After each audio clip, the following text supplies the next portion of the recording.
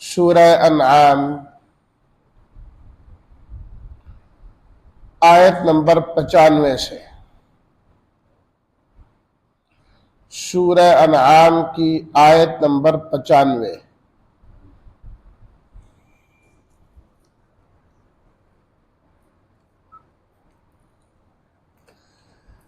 نحمده ونصلي ونسلم على رسوله الكريم اما بعد فاعوذ بالله من الشيطان الرجيم بسم الله الرحمن الرحيم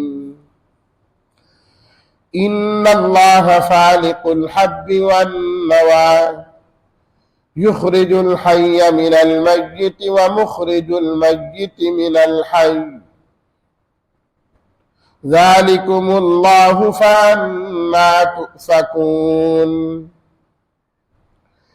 فالق الإصباح وجعل الليل سكنا والشمس والقمر حسبانا ذلك تقدير العزيز العليم صدق الله مولانا العظيم اللهم صل على سيدنا ومولانا محمد وعلى آله وأصحابه وبارك وسلم۔ فالق، فالق پھاڑنے والا ہے، الحب دانا،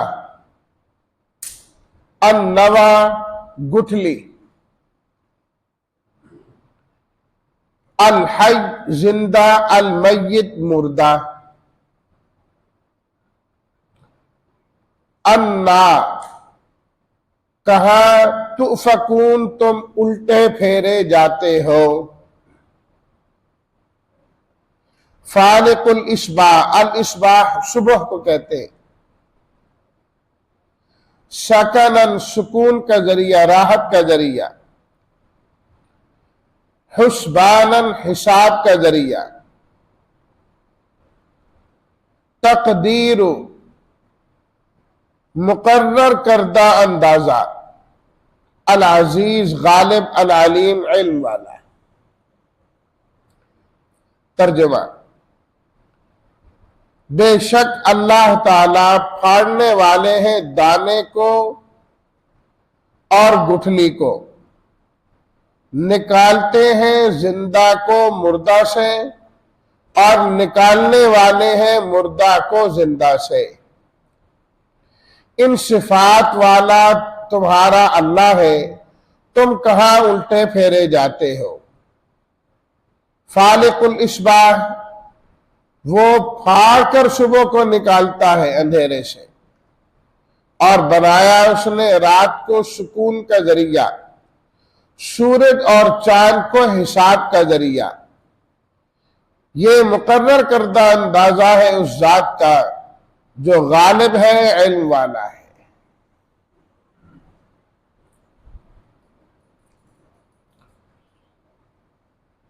سورہ انعام میں اللہ تعالی نے کثرت کے ساتھ اپنی توحید کو بیان فرمایا، اپنی وحدانیت کی علامات اور نشانیوں کو بیان فرمایا ہے۔ اسی سلسلے کی آیات یہ بھی ہے، یہ رکوع ہے، اس کے بعد والا رکوع ہے۔ اللہ تعالیٰ نے عقلی دلائل کو بڑی وضاحت کے ساتھ بیان فرمایا، ایسے دلائل جنہیں ہر پڑھا لکھا اور ان پڑھ آدمی سمجھ جاتا ہے، اور اللہ کی ذات کا تعارف اس انسان کو ہو جاتا ہے۔ فرمایا کہ اللہ تعالیٰ کی قدرت یہ ہے کہ ان اللہ فالق الحب والنوى، کہ اللہ تعالیٰ دانے کو پھاڑ کر، گٹھلی کو پھاڑ کر کس طرح اس میں سے اناج اور تناور درخت نکالتے ہیں۔ اب ایک دانہ آپ لے لیں، کتنا چھوٹا ہوتا ہے، گندم کا دانہ ہو، چاول کا دانہ ہو، सरसों का दाना बिल्कुल छोटा सा, और दाना भी बिल्कुल खुश्क, कोई उसके अंदर तरी बाकी नहीं है। इंसान, किसान उस दाने को जाकर जमीन में डाल देता है, जमीन में डाल देता है। उस बेजान, बज़ाहिर बेजान दाने को अल्लाह ताला किस तरह फाड़ते हैं और उसमें से कॉपर निकलती है, और जमीन जो उसके ऊपर आई हुई है वो जमीन फटती चली जाती है, और एक बारीक सी कोपल बाहर आती है। बढ़ते बढ़ते बढ़ते वो कहां तक पहुंचती है? अल्लाह अकबर। 7-7 बालियां लगती हैं और एक एक बाली में 100-100 दाने होते हैं। किस रब ने वो 700 दाने उस एक दाने के अंदर पैक किए और फिर उसमें से निकाल के दिखा दिए? किसी की कुदरत में है कि इस तरह करके दिखाए? अव्वल तो वो दाना कोई नहीं बना सकता, वो दाना कोई नहीं बना सकता। गंदम का एक दाना दुनिया आजिज़ है बनाने से, और फिर उसमें से एक दाने से 700 दाने कौन पैदा कर सकता है?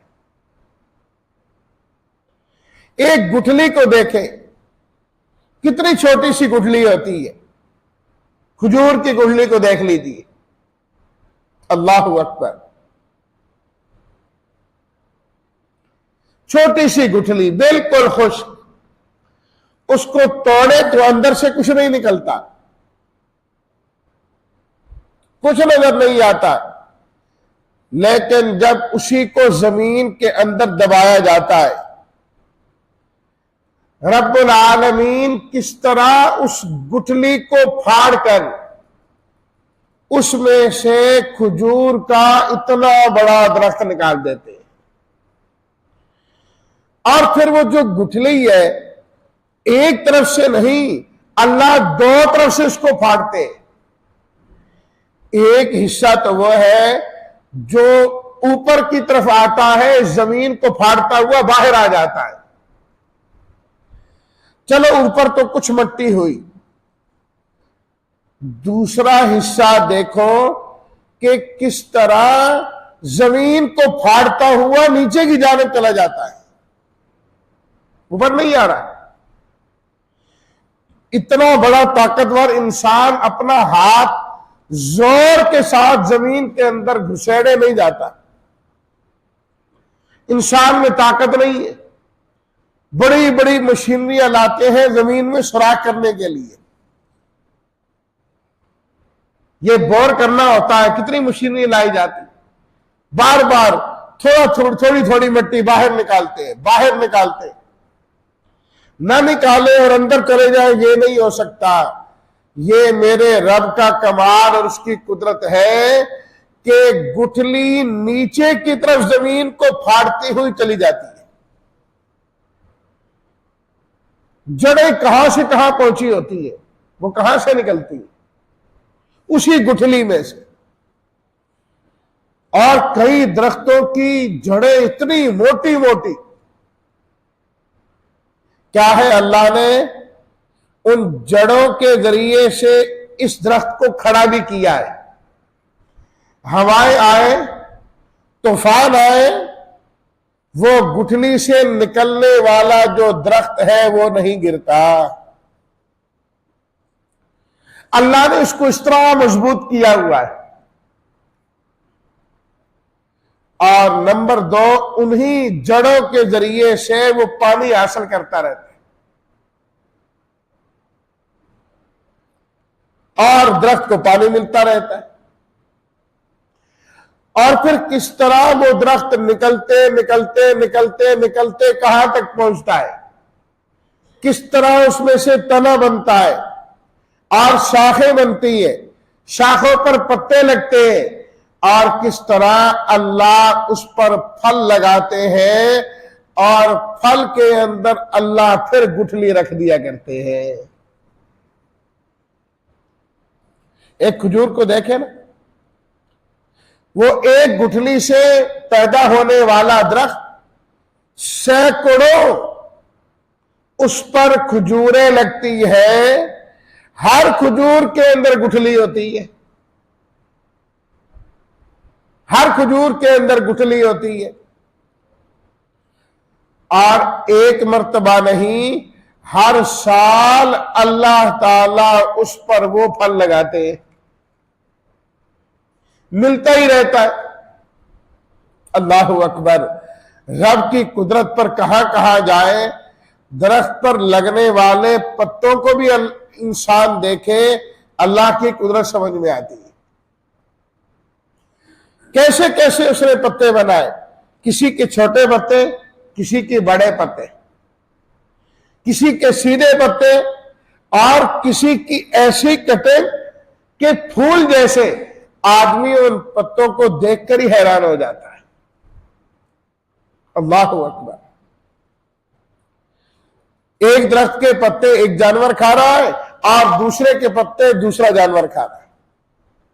اللہ نے صرف انسانوں کے رزق کا بندوبست نہیں کیا، اللہ انسانوں کو فائدہ دینے والے، دودھ پلانے والے، گوشت کھلانے والے جانوروں کا رزق بھی ساتھ ساتھ اس کا بھی بندوبست کر دیا. اللہ اکبر. انہی حقائق کی طرف اللہ تعالیٰ متوجہ کرتے ہوئے فرماتے ہیں ان اللہ فالق الحب والنوى.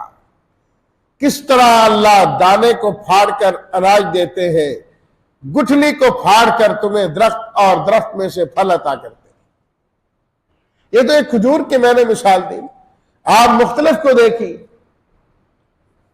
آم کی گٹھلی کو دیکھ لیجیے. آج کل آم جو ہے عام ہوا ہے کہ اس کے اندر کوئی چینی ہوتی ہے، کوئی مٹھاس ہوتی ہے، کوئی رنگت ہوتی ہے، کچھ بھی نہیں ہوتا.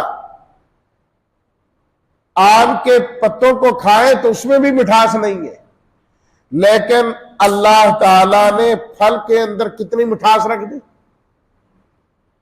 ذائقہ رکھ دیا. وہ بھی تو ایک گٹھلی سے کام شروع ہوا نا.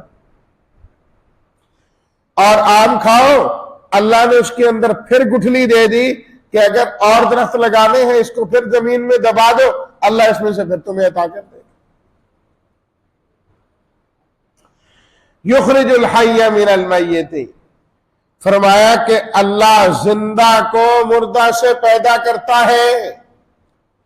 درخت کی زندگی سب کو نظر آتی ہے، درخت بڑھ بھی رہا ہے، سبز بھی ہو رہا ہے، لہلہا بھی رہا ہے، پتے آ بھی رہے ہیں.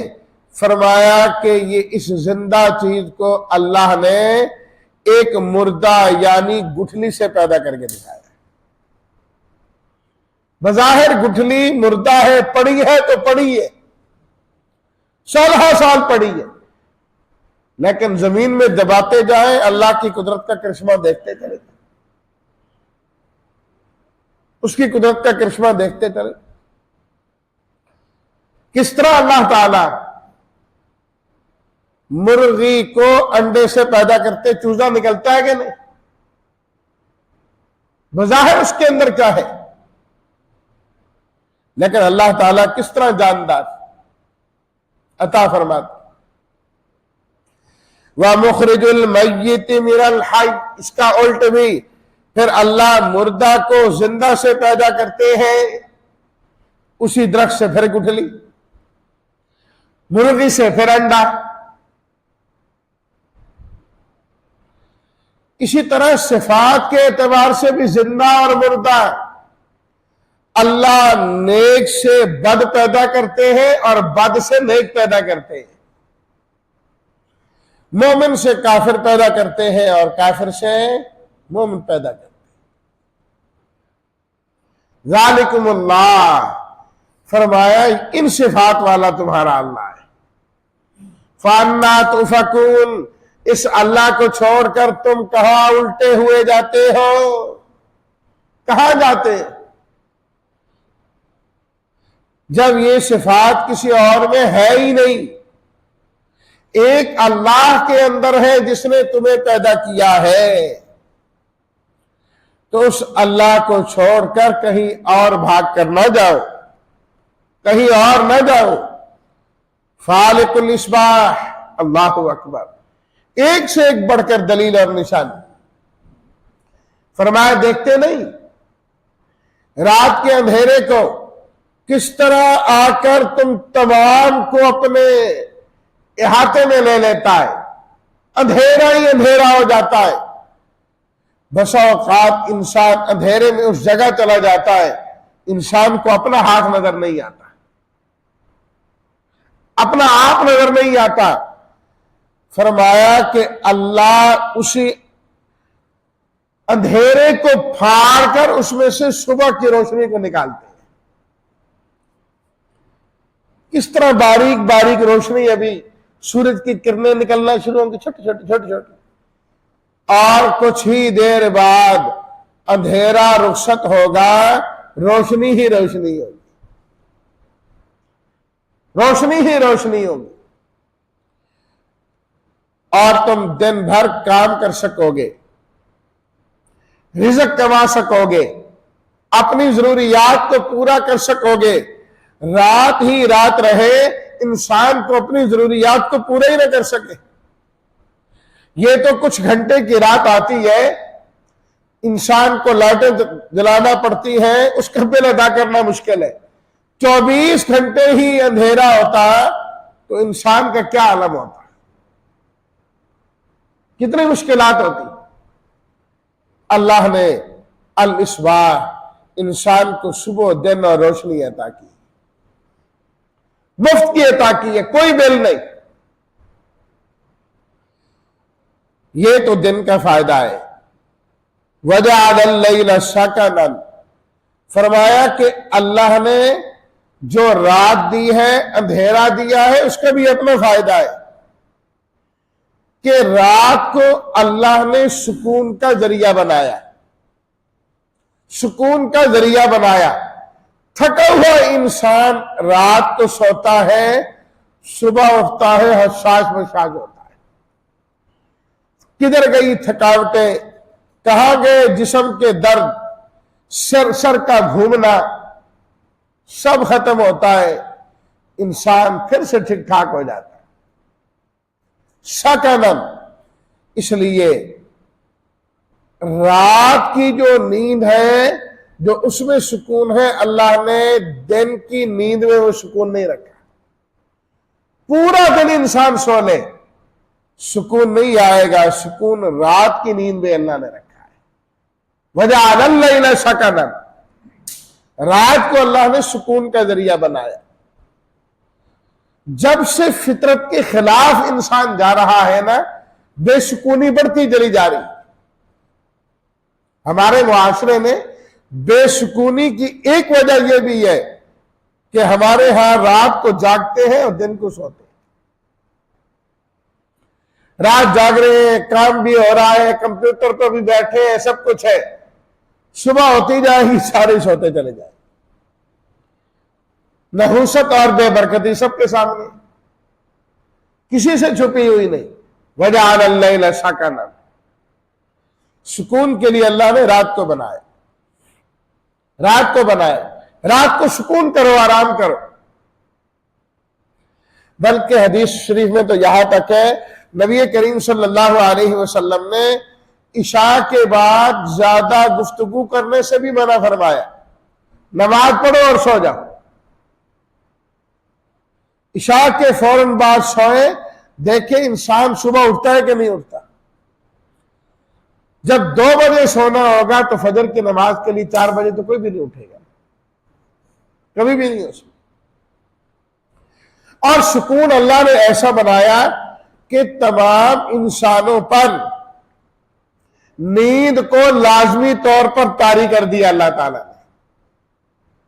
یہ نہیں ہے کہ جس کا دل چاہے سو جائے، رات اللہ نے ایسی بنائی ہر انسان کو زبردستی نیند آنا شروع ہو جاتی، جاگنے میں چاہے آنکھیں بند ہونا شروع ہو جائیں گی، بند ہونا شروع ہو جائے۔ چلو اگر انسانوں کو اللہ نظام دے ہی دیتے کہ تم اپنے ہاں نظام متعین کر لو، اس وقت سوئیں گے جاگیں گے، جو تمام انسانوں کے سونے کا وقت تو اول تو ہو نہیں سکتا، کوئی سو رہا ہوگا کوئی جاگ رہا ہوگا، کوئی سو رہا ہوگا کوئی جاگ رہا ہوگا، نظام زندگی چل ہی نہیں سکتا۔ چلو انسان تہیا کر کے ایک وقت میں آرام کرنے لگ جائے تو ان جانوروں کو کون سلائے گا؟ کوے کو کون سلائے گا؟ چڑیا کو کون سلائے گا؟ انسانوں کو سونے کا وقت ہو، سارے کوے کائے کائے کائے کرنا شروع کر دے، شور کرنا شروع کر دے، انسان کیا کریں گے؟ اللہ نے ایسا سکون کا انتظام کیا، صرف انسان نہیں، جانور، چرند پرند تمام پر نیند کو طاری کر دی۔ اس لیے فرمایا وَجَعَلَ اللَّيْلَ سَكَنًا، ہم نے رات کو سکون کا ذریعہ بنایا۔ وَالشَّمْسَ وَالْقَمَرَ حُسْبَانًا، اللہ کی ہر چیز کے بے شمار فائدے، سورج اور چاند کے بے شمار فائدوں میں سے ایک یہ بھی ہے کہ سورج اور چاند کے ذریعے انسان حساب لگا سکتا ہے، دنوں کا، ہفتوں کا، مہینوں اور سالوں کا۔ دونوں قسم کے سال ہیں، ہجری بھی ہے، عیسوی بھی ہے۔ آج یکم محرم الحرام ہے، سب ہجری کا آغاز ہے۔ تو چاند کے ساتھ اس کا تعلق ہے، جو دوسرا ہے سن عیسوی، سورج کے ساتھ تعلق ہے۔ دونوں چیزیں ٹھیک ہیں۔ نمازوں کا حساب اللہ تعالیٰ نے سورج کے ذریعے رکھا ہے، سورج نکلنے پر، غروب ہونے پر فلاں وقت میں نماز پڑھو، سورج کے ساتھ نظام رکھ دیا اللہ تعالیٰ نے۔ رمضان کا مہینہ شروع ہو رہا ہے، ختم ہو رہا ہے، آج عید ہے نہیں ہے، ذوالحجہ کا مہینہ ہے، آج حج ہے نہیں، عرفات کس دن ہے، اللہ نے اس کا تعلق چاند کے ساتھ رکھ دیا۔ دونوں حساب ٹھیک ہے، دونوں رکھے جا سکتے ہیں، اللہ نے دونوں کو حساب کا ذریعہ بنایا۔ وَالشَّمْسَ وَالْقَمَرَ حُسْبَانًا، البتہ زکوٰۃ، رمضان، حج، ان چیزوں کے لیے چاند کا حساب شریعت میں متعین کیا گیا ہے۔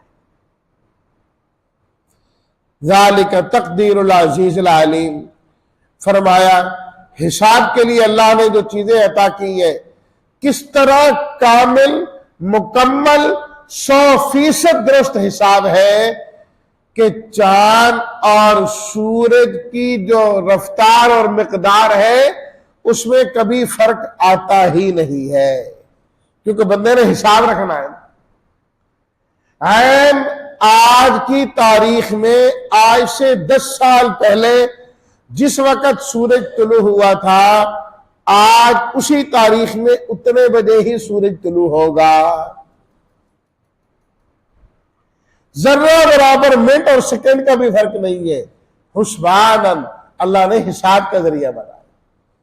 ذالک تقدیر العزیز العلیم، فرمایا یہ مقرر کردہ ساری وہ چیزیں ہیں اس ذات کی العزیز جو سب پر غالب ہے، سب اس کی قدرت کے نیچے ہیں، چاند ہو کہ سورج، دن ہو کہ رات، درخت ہو کہ انسان یا جانور یا چرند اور پرند، یہ سب اللہ کے مقرر کردہ انداز اور طریقے کے مطابق کر رہے ہیں۔ العلیم، وہ علم والا ہے، وہ بہتر سمجھتا ہے کون سا نظام کیسے چلانا ہے۔ انسان کی بہتری اسی میں ہے کہ وہ رب کے نظام کو قبول کر کے رب کے بنائے ہوئے نظام کے مطابق زندگی گزارے۔ انسان بھی اللہ نے بنایا، اس کی زندگی گزارنے کا نظام بھی اس نے بنایا، اس نظام ہی میں کامیابی ہے۔ اللہ ہمیں اپنی زندگی رب کے نظام کے مطابق گزارنے کی توفیق عطا فرمائے۔ وآخر دعوانا ان الحمد للہ رب العالمین۔